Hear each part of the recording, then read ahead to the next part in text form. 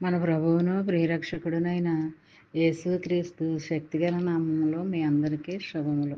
ప్రియమైన దేవుని బిడ్డలారా, మరి ఎలా ఉన్నారు? గతించిన దినమంతా, వారమంతా ఆయన రెక్కల నీడలో నిన్ను నన్ను మనందరినీ కాపాడి మరొక నూతనమైన దినములో వారంలో మనల్ని ప్రవేశపెట్టిన విధానాన్ని బట్టి మరొకసారి ఆయనకి స్తుతులు చెల్లించుకుంటున్నామండి. మరి ఈ దినము దేవుడు మనకిస్తున్న వాగ్దానము యోబు గ్రంథము 22వ అధ్యాయము 23వ వచనం. నీవు దేనినైనాను యోచన చేయగా అది నీకు స్థిరపరచబడును, నీ మార్గముల మీద వెలుగు ప్రకాశించెను. ప్రియమైన దేవుని బిడ్డలారా, ఇందులో ఆదరణకరమైన మాట ఏంటంటే, నువ్వు ఏది ఆశపడినప్పటికీ, ఏది కోరుకున్నప్పటికీ, ఏదైనా పొందుకోవాలని అనుకున్నప్పుడు మరి అది దేవుడు నీ పక్షంగా ఉండి స్థిరపరుస్తానని మాట ఇస్తున్నాడు అనమాట అండి. మరి ఎప్పుడూ కూడా మనకి ఏది కావాలో మన పరమ తండ్రి అయిన యెహోవా దేవుడికి తెలుసు.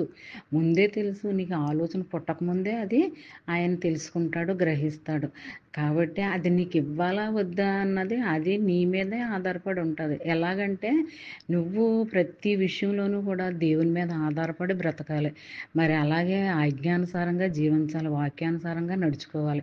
అలా నడుచుకున్న పక్షంలో మరి దేవుడు నీ పట్ల కనికరాన్ని చూపిస్తాడు, జాలిని చూపిస్తాడు, ప్రేమను చూపిస్తాడు. మరి అనేక రకాలైన దీవెన ఆశీర్వాదాలు నీ పట్ల, మరి నీ కుటుంబం పట్ల, నీ బిడ్డల పట్ల కుమ్మరిస్తాడనమాట అండి.